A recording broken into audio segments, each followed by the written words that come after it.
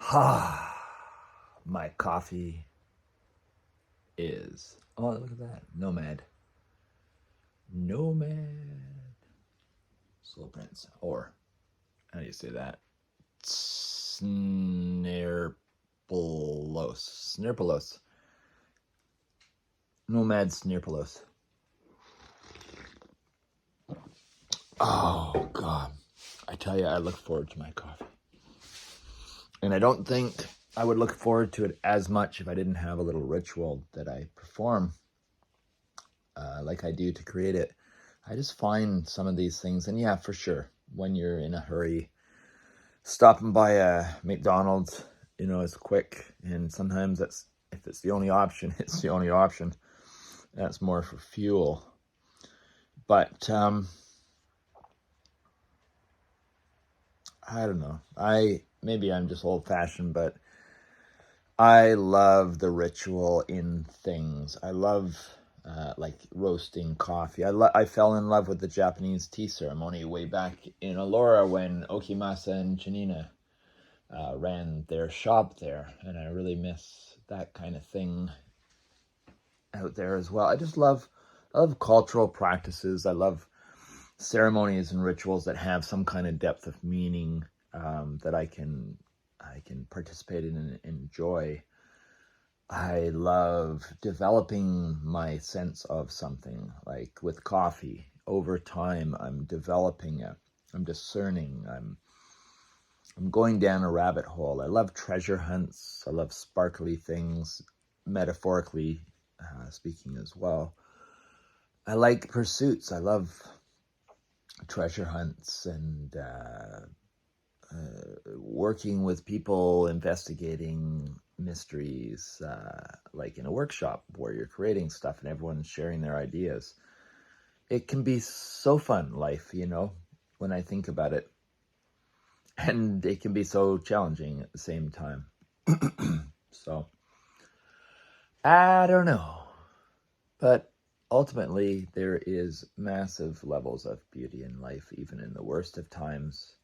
I find it's just, speaking for myself, I think in what we call the worst of times, we just don't feel like we have the room to squeeze anything else in. It just seems so loud, the experience, that it doesn't want anything else to participate, share the space.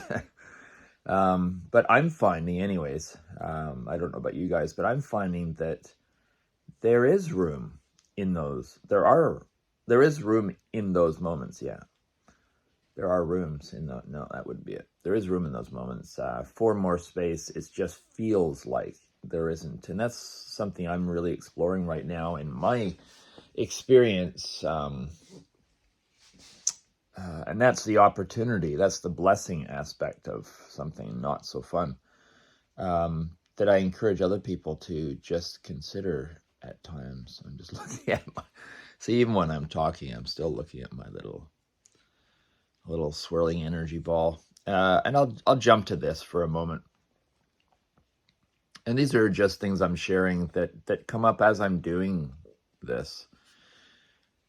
I don't know. I feel like I'm healing myself as I'm doing this. And I know that sounds kind of weird and a little bit overly optimistic and all that. And it's not something I was trying to do. I'm just sharing a feeling. I somehow in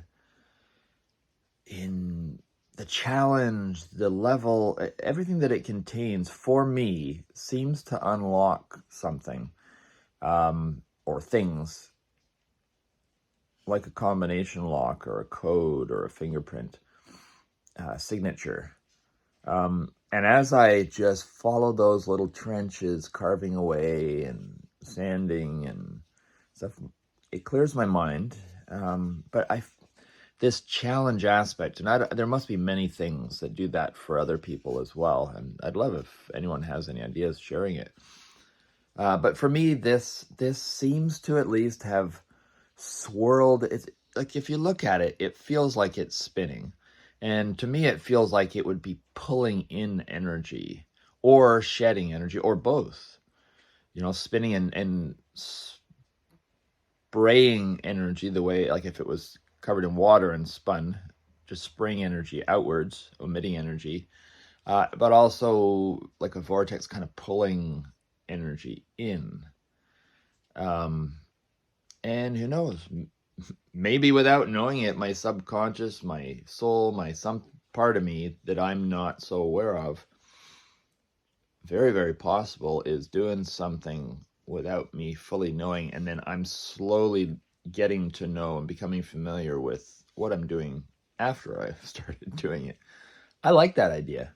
I really kind of resonate with that. And I've had a lot of life experiences that lend to that. So it's something that I do find very novel and has massive potential to explore. And it's just damn fun in the moment. This is a pull you in the moment situation, device, exercise. And then also when it's finished, it's a sacred object because it means so much. And the fact that it's just unsellable. These things, if you make one, you'll put so much time into it, it would not be sellable. You wouldn't want to do that to it. It's like an energy ball. It's just this massive, teeny but massive energy in a tiny ball. And I think if you put it somewhere, you in a room, and then just observed over time, and then try it in a different room, and I think you would find that it clears the energy in a room, because you've imbued this thing and sold it, imbued it with energy, and I think there's something very real to this.